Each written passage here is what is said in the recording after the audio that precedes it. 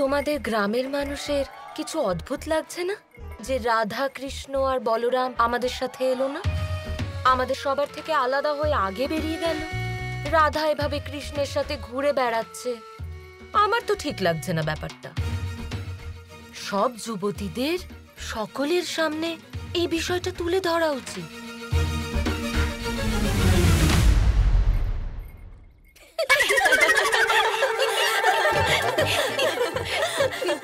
হাসছো কেন? কুটিলা দিদি, আপনি সবে সবে এসেছেন, তাই তো আপনার জানা নেই যে রাধা হলো কৃষ্ণ আর বলরামের সবচেয়ে ভালো সখী। আর আজকে তো কৃষ্ণ আর দাদা এত বিশাল বড় প্রতিযোগিতা জিতে এলো, তাই রাধা তো ওদের সাথেই থাকবে, তাই না? আরে কুটিলা দিদি তো জানেনই না, তাই আমাদের ওনার কথায় হাসা উচিত হয়নি। হ্যাঁ হ্যাঁ, এইভাবে হাসা উচিত নয়। আমাকে নিয়ে মজা করা হচ্ছে, কোনো ব্যাপার না। কিন্তু আমি এটুকু তো জানি, যারা সমাজের বিরুদ্ধে গিয়ে প্রেম করে, সর্বদা একসাথে থাকে, তাদের চিরকালের জন্য আলাদা করা বেশি কঠিন কাজ নয়। রাধা আর কৃষ্ণকে চিরকালের মতো আলাদা করার সময় খুব শীঘ্রই আমি আনব।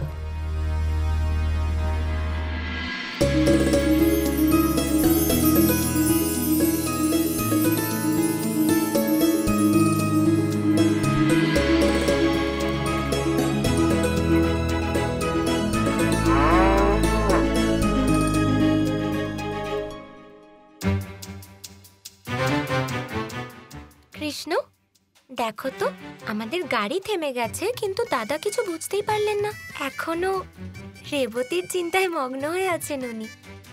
আমার তো মনে হয় উনি ভালোবাসার মানে বুঝতে পেরেছেন।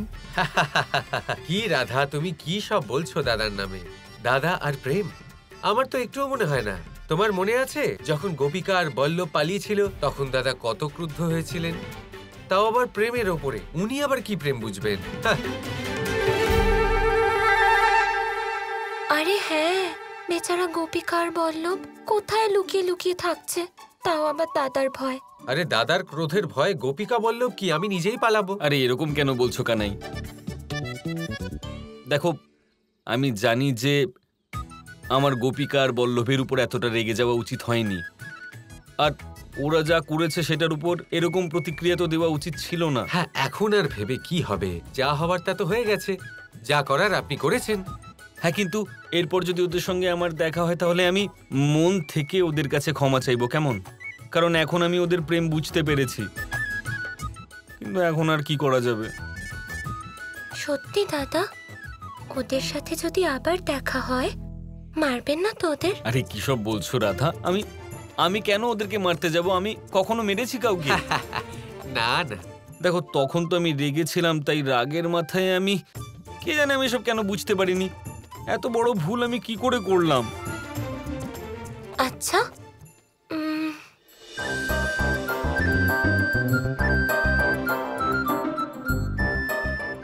কৃষ্ণ, আমার না খুব তেষ্টা পাচ্ছে। তাই না? আমারও খুব তেষ্টা পাচ্ছে। এই পাশেই একটা নদী আছে, আমরা সেখানে জলপান করে আসি, ঠিক আছে? চলো তবে।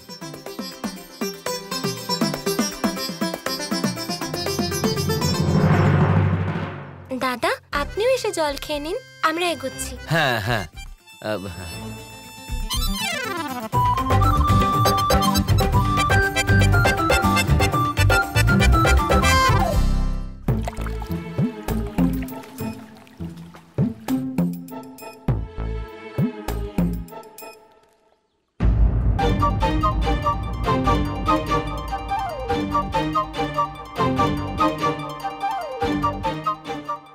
বল্লভ বল্লভ, চিনতে পারলে? আমি দাদা। আরে বল্লভ, শোনো তো, চিনতে পারলে না? আমি দাদা। আরে শোনো, আমি তোমার উপর রেগে নেই বল্লভ, শোনো, আমি সত্যি আর রেগে নেই। আমার দিকে তাকাও, দেখো, মনে হচ্ছে কি আমি রেগে আছি? আরে একবার দেখো তো। আরে বল্লভ, আমার কথা বিশ্বাস করো বল্লভ। বল্লভ শোনো। দাদা, আমাকে ক্ষমা করে দিন, আমি কিছু ভুল করিনি। ওই সব পরিকল্পনা গোপিকার ছিল, সত্যি বলছি। আরে দাদা, আপনি? গোপিকা?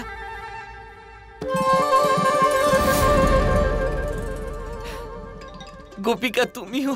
না, খুব ভালো হয়েছে। শোনো, আমি বল্লভকে এটাই বলছিলাম যে গোপিকা, আরে গোপিকা শোনো না, আরে বল্লভ, বল্লভ।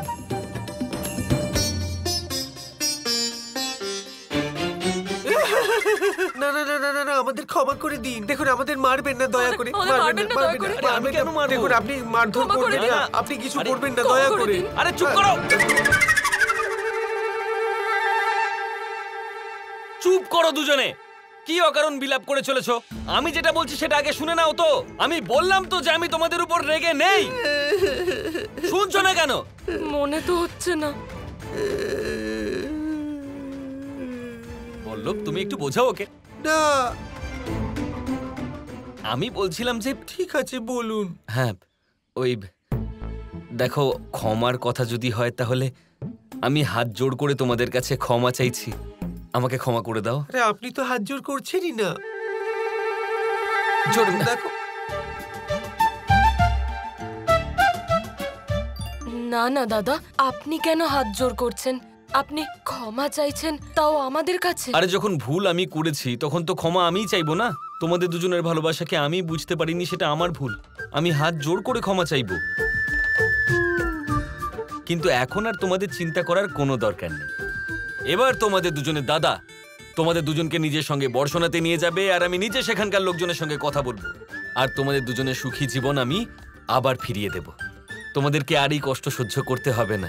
এক মুহূর্ত, বল্লভ এদিকে এসো।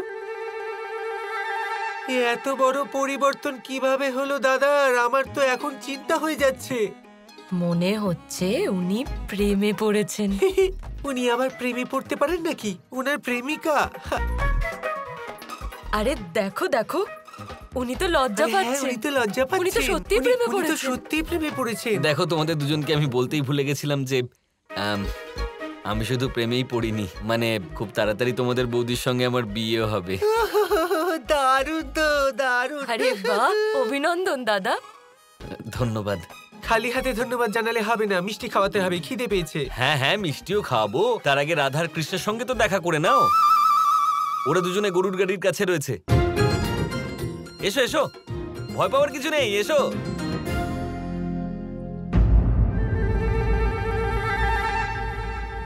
কি হলো, রাধা কোথায়?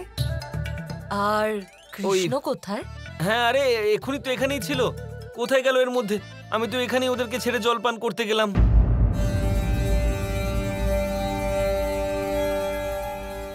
দাঁড়াও দাঁড়াও,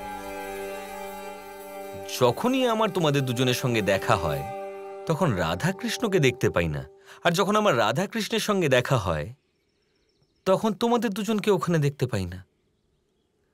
তোমাদের চারজনকে একসঙ্গে কেন কখনো দেখিনি?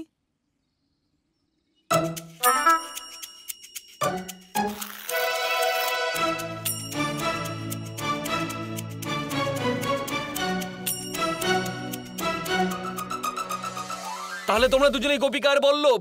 আগে হ্যাঁ, চুপ, চুপ করে যাও দুজনে। কিন্তু ব্যাস, আর কোনো কথা শুনতে চাই না আমি, আর কোনো মিথ্যে কথা নয়। ও তো এরকমই ছিল, এ তো কোনোদিন কোনো কিছু বলেই নি আমাকে, উপরন্তু সব সময় সব কথা লুকিয়ে রেখেছে। কিন্তু রাধা, তুমি আজ আমাকে খুব নিরাশ করেছো। আমাকে বলো, আমার ভালোবাসায় কি কম পড়েছিল? তুমি এরকম কেন করলে Radha?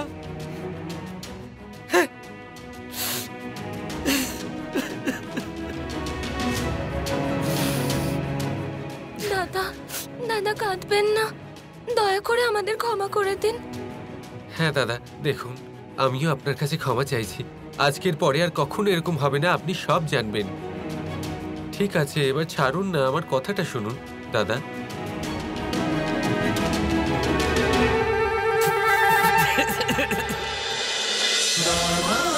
Krishna Krishna Krishna Krishna